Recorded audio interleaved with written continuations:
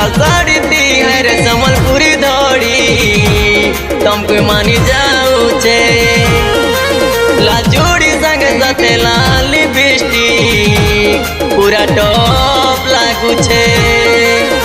चमकी जाऊ छे पूरा चेहरा पागल करू छे आखिर सारा चमकी जाऊ छे पूरा चेहरा पागल करू छे आखिर सारा मन करू छे देखुती ती थर के थर तमे जानी के जादू मंतर तमे जानी के जादू मंतर होए गो बहु गो मोर तमे जानी के जादू मंतर तमे जानी के जादू मंतर होए गो बहु गो मोर मलमलिया बाबू तमे सचाखी सब बेले देखो थे लुकी लुकी मलमलिया बाबू तमे सचाखी सब बेले देखो थे लुकी लुकी एमोई रखे छे सब खबर तमे जानी के जादू मंतर तमे जानी के जादू मंतर होए गो बहु गो मोर मुई जाने छे तुमर में भरा मुई जाने छे तुमर में भरा होय गो रस्ते दियोरा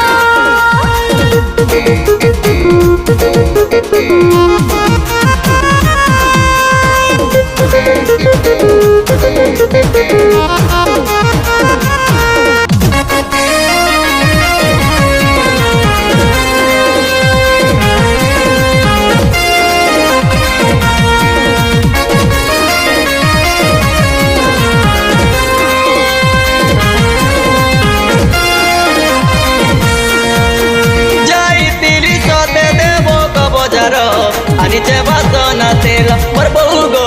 आनीचे बासना तेल पाछे मोर पड़ी छ सब बेले तुमे भंगाब मोर काय घर अतियारा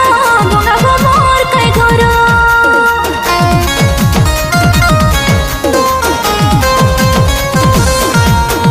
जाई तिली सते देबो क बजार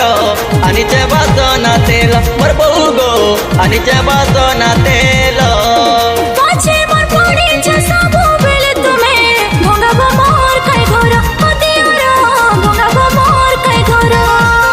सुंदरी बहु लाली बहु तुम्हें अमोर जहाँ कहे बसबू बेले है बहाजर सुंदरी बहु लाली बहु तुम्हें अमोर जहाँ कहे बसबू बेले है बहाजर बहु नहीं करी देव पर तमे जानी के जादू मंतर तमे जानी के जादू मंतर होए गो बहु गो मोर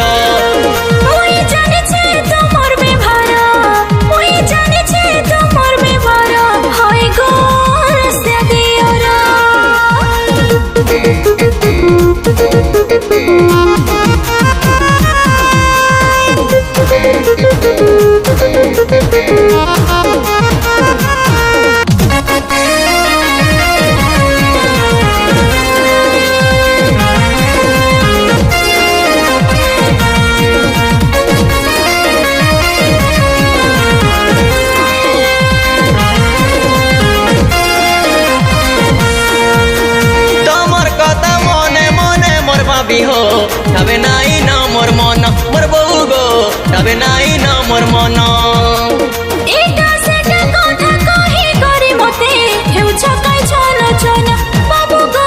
हेउ छकाई छन छन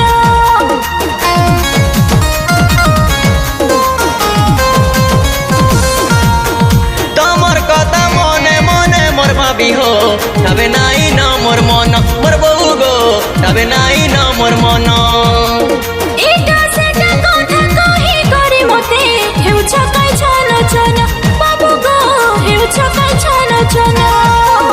रंग रसिया हीरा बाबू बुढ़ाबो के मोती दुनिया रागे लोग खोसा करबो कैसते रंग रसिया हीरा बाबू बुढ़ाबो के मोती दुनिया रागे लोग खोसा करबो कैसते मोर खरा पर नहीं करा तमे जानी के जादू मंतर तमे जानी के जादू मंतर होए गो बहु गो